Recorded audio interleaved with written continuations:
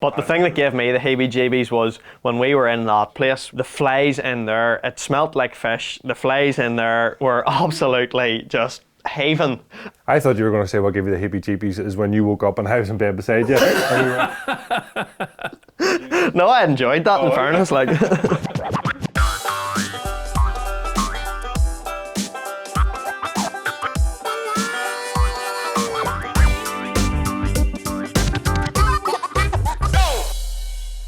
Hi and welcome to another episode of The Loft. I'm John McLean and the Yank is not here, so I've decided to fill my bits and try out the big chair. Step up to the plate. It fits you well, John, in fairness to you now.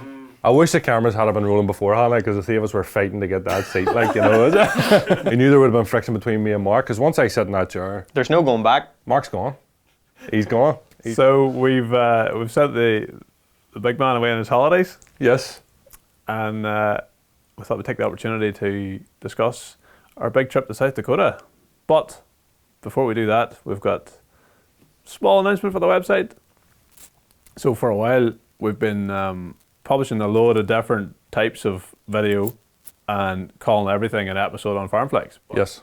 So I wanted to give everything really a channel name. It's like when you get a channel on YouTube.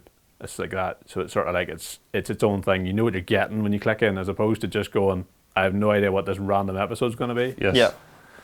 So we've got 4 names. One of them is the Loft, which we know about. Everyone knows about the Loft. But, you know, everyone knows about the Loft. The masses know about the Loft. You don't even need to introduce that, John. No, like, no.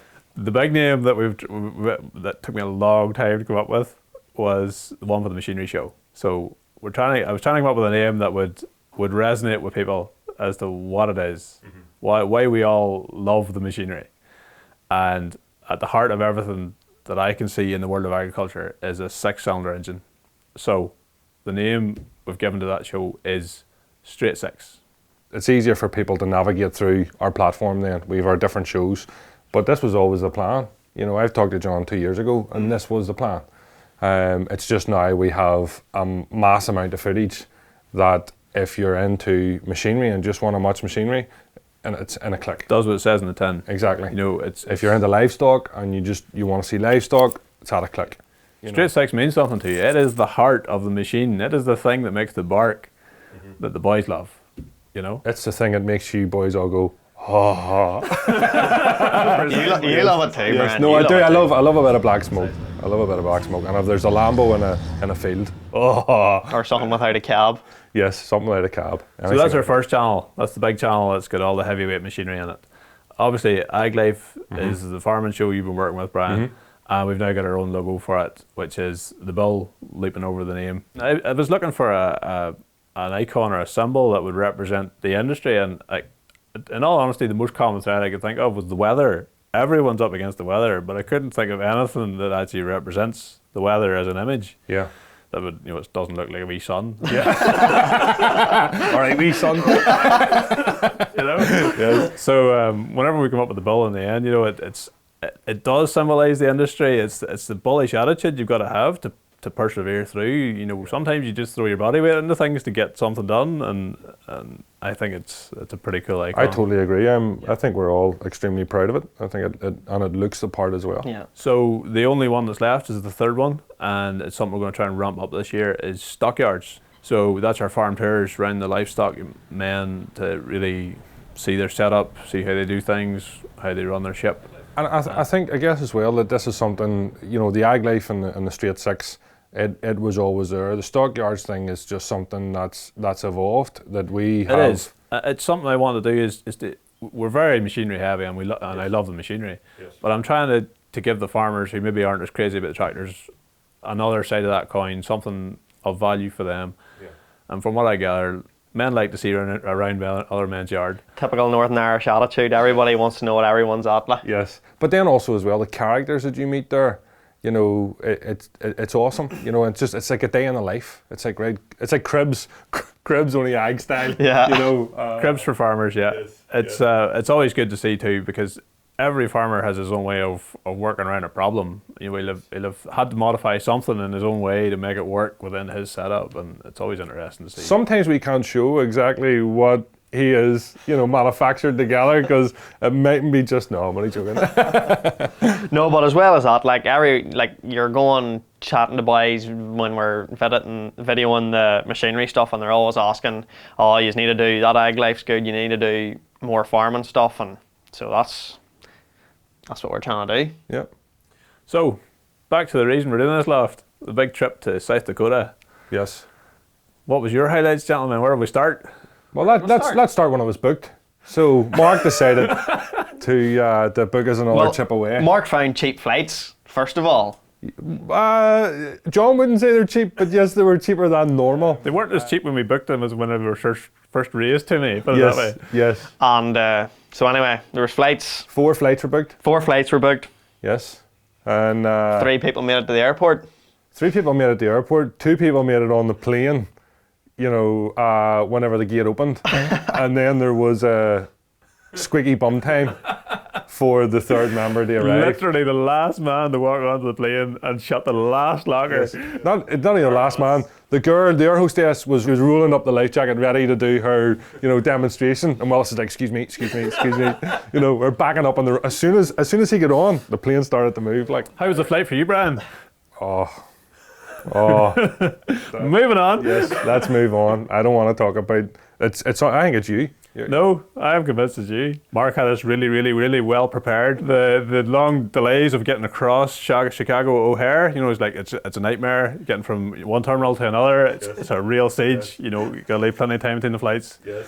How long was the layover supposed to be? 5 hours? Yeah. Yes. And how far did we walk from one gate to the other? 20 feet. It literally was across the way. You get out of the gate. And I actually stopped the guy. Do you remember? I said, excuse me, mate, so we're flying all the way to Minneapolis. Can you tell me what gate it's at, just so... And he's all like, yeah, sure. There. The reason we were in South Dakota, everybody knows who's the famous name from South Dakota, Rodney Elliott, that he's the reason that we wanted to go there and get the farm tour in person. Yeah. So he's going to be obviously one of our first Stockyards episodes over the winter. The last episode we did, we gathered footage from a mobile phone that Rodney had taken, and we compiled it together. A lot of people probably didn't realise that, actually. Yes. We were in Fermanagh whenever we met Rodney, Yes. in his old house that he sold to his sister, just to chat on the sofa. Having a chance to actually be there and see it in person whenever they were, bringing the corn in, it was Crazy. phenomenal. Phenomenal. Like there's about 15 tractors on top of that pit, and then John decides he'd be the big balls and shirts are rental. I think I might have had some encouragement. Yeah, I think it was just pure peer pressure. You won't do it. All of a sudden, we're going up the pit. Drive up that pit there, John. That bit isn't too steep there. Go on ahead. You would do it, Brian. I did. You would do it. I would do it. Sure, it's a rental car. Are you not supposed to do these things with it? Yeah, when they ask you, would you like full insurance? Yes, full insurance. You never know what might happen when you're driving over a pit. You want me to go right to the top? Go ahead. Go right down the other side. Go. Bumper hanging clean handed. Keep her lit. Rodney's was crazy, like to see what. I just hope, honestly, I truly mean this, I hope that, we will do our best, our utmost to put out the best episode that we can, but the episode will portray what it is you see in person. Sometimes you film stuff and you get home and yes, they're great and you think, and you film it and you look at it and you think, it's good, but you don't get this. That blew my mind. Yeah. This is like when you're talking about cribs. It's like that. Yes. It's like we're just there. It's not staged. This is how it is. Yes, we followed Rodney. And that farm is just crazy, like the amount of people run about and tractors run about is unbelievable. Like. And Rodney's just this larger than life gentleman. As the trip progressed and you got chatting to more and more people, everyone in South Dakota in that industry knows Rodney. Oh, yeah. Yeah. But he's not just this one Irishman who moved over Yes. and he's living in his little bubble. Yes. He's made an impact. And rightly so. And he's continuing to move forward, like, you know. Well, that's the thing that got me as well. It's like he's always looking at how he can make it better. Yeah. It's like, can you make this better? It's all like, no, that's what it's about. It's about how we improve the system, how we have better facilities for the cows.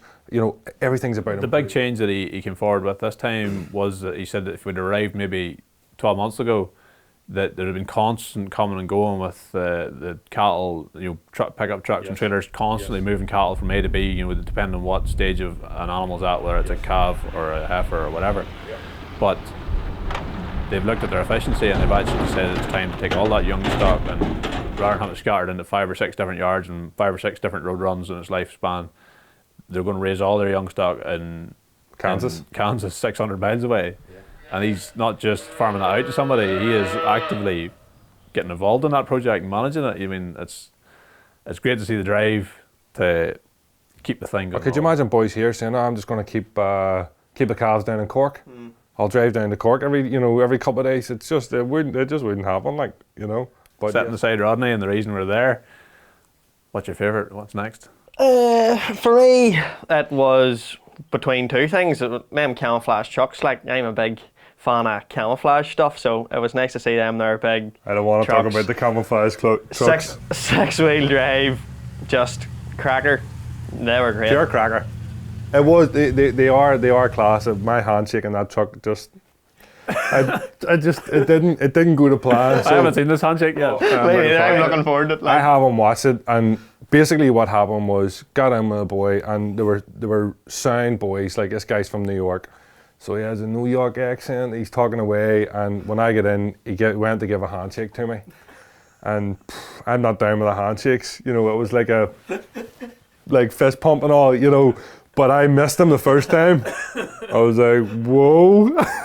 And then it just got messier. So, and on camera, I'm sure it looks a million times worse than what it was. How did the interview go after that? Did he want to talk to you? I went downhill after that. No. Yeah. Standard. Our connection just was, it was lost. It was lost. For me, the amount of people that we met that were so welcoming and so open to us being there and wanted to tell their story was phenomenal. Walter Bones, what a guy. Walter has a dairy farm, but he also grows soybeans. The thing I actually picked up from those guys is they're a co-op. So they're a bunch of farmers working together to make a bigger unit to be more efficient. But family. Yes. You know, you're getting into these setups that have masses of people running about, but they're family, and it reminded me of a setup here, but just on a larger scale. Like, it was just all family walking about, and how they all muck in, and they all have got their own individual jobs and almost their own individual departments. They're all good crack, and sure, they'd give you a go on anything. Like, sure, we were mucking about in that pit for an hour or more, like, and we were like, oh, I'll just push one more load. I'll just push one more load. Yes. And at one point I was actually, where's a brake? Where's a brake in this thing? I knew Christ. I know. Yeah. Also as well, having seen the likes of Rodney and Walter Bones and the big setups going to the Odie farm. Yep, smaller outfit. 300 cows. Yeah, the cool thing there is you keep hearing these big numbers that, you know, it takes 500 to be viable, it takes 750 to be viable, it takes 1,000 to be viable. He's milking 300 with his brother, and they're getting it done. We pulled up the Jeep, the dad's in a rocking chair at the front door, and he's just cruising on his rocking chair. Yep. And it was just so laid back, but I know everyone knows I'm no expert. You know, I don't claim to be an expert. I don't claim to be an expert, but I've been on enough farms now that I can go in and have a look at cows, and especially in the dairy industry, because I've been on that many dairy farms now. I have never seen, it was like going into a stable where you had top breed thoroughbred horses. You know, these cows, they were almost trotting. The shape of them, the look of them was just so impressive. I'm not a cow man, but they were in good condition, from what I could tell. Yes. They, you know, and just listening to his family story and how they have while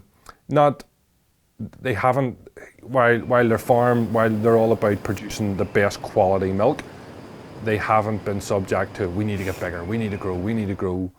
What works for them, you know? So the crew that I really enjoyed meeting was the guys humping slurry. Rich Rush, I think that's how you pronounce his name. Yes. It was the first time we met an American crew. Yes. who loved their job. You could just see the spark in their eye that they just were mad for it. Why would you not love pumping slurry?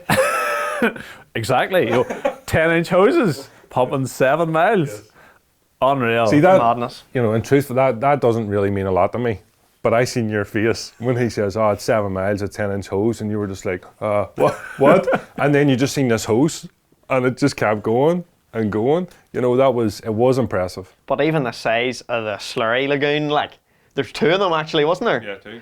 And there's trucks with engines on them pumping slurry, and then engines down the road, and then engines down the road again, and then when you get to the field, you have this big ripper with slurry being injected. Like, it's just madness, really. Like. Yeah, I was trying to explain. Actually, I was recently on a flight, a couple of days off to go to Spain, come back, and I sat beside a farmer, and I was telling him about this 10-inch pipe.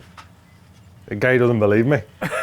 He was like, "No, I can't be 10, no." He heard my accent and stuff too, and he's thinking, "What's a city boy?" No, no. He's like, "No, son, I work with 5-inch, and that's the biggest you'll get." And I thought, okay, well, agree to disagree here. This thing's huge. So anyone, definitely tune in for that. That is going to be a cracking episode. I think it's a wee gem in the pile there, yeah. It's a cool state, but I have one problem with it, and that is the flies. Oh. The flies would test you. The first time I've ever seen flies come into the car, and usually when you get into the car and you get in the road, you pop the windows down and they fly out. No, they're with you for the entire trip. And multiplied. They multiplied. We named one Walter. Walter was there from the start to the end. To the death. We parked the car at the car hire place. Yes, it was serious. And actually, because we've been working on Rodney's and working on the edit, I'm kind of trying to compel the story at the initial stage of it all. And I text John to say, "Have a look at that, let me know what you think." As our review process, what we do, and John sent me a message back just saying, you'll never capture what it was like. Like, while we were filming that, we were just like, and then it was looking to John to see if he had the shot, and I was like, "He's got the shot, it's okay." Aye, but it was all right for me because I was running about with a second camera, could set it down, video a wee bit, set it down again. But yous were holding the main cameras on Rodney all the time. Across the yard, you can't let go of this thing and go, I'm going to swat that fly with this hand, And we're not talking about normal flies here. We're talking about ones that land on you and they bite. Yeah. Like I really enjoyed having you with me, Brian, because it's always good if someone that they're attracted to for biting. But the thing that gave me the heebie-jeebies was when we were in that sort of office place with Rodney's son and him showing us all the sort of ins and outs and the accuracy of all the feeds, and the flies in there, it smelt like fish. The flies in there were absolutely just haven, and I had the camera sat down and I was swatting flies left, right and centre, and you boys were holding cameras and I seen flies on you, and it was just... I thought you were going to say what gave you the heebie-jeebies is when you woke up and I was in bed beside you. No, I enjoyed that in fairness. Like, yeah. No, flies were bad. But the boys are used to it. The boys were just walking about there as if, they were just normal bog standard. But you had your full clothes on, you had jeans on, you had t-shirt on, you had a jumper on, hood up. My first day I had a t-shirt on and I was like, they seen how white my arms are. They're loving me. They ain't going to get another opportunity. But I thought even with a t-shirt on, long sleeve t-shirt, that they wouldn't bite through it. Oh, they bit through it. I was covered. It wasn't ideal to be fully covered, but to be honest, it was the best way to go to get the job done. Yeah. Emotional. The best thing about this American trip was, for me, we didn't just come home with loads of machinery videos. We came home with a mix of both machinery videos, class machinery videos, and also got cracker. A couple of John Deere in there too. Oh, we didn't video in a class, did we? Yeah. But actually did video class. We don't call them machinery videos anymore. We call them straight sex episodes. Yeah, so straight six. It's great to show the contrast between Rodney milking 5,000 cows or whatever it is, and your man milking 300. Like. Mm-hmm. So next time, hopefully, we'll get the yank back in the big chair. Well, we had to take the blocks off it, and bring it back down. Set it back down to adult height. Yes. So I think you've done a good job, John. I'm proud of you. Thanks very much, Brian. Well, thanks for joining us on the Loft. Next time it'll be Mark, and it'll hopefully be another guest.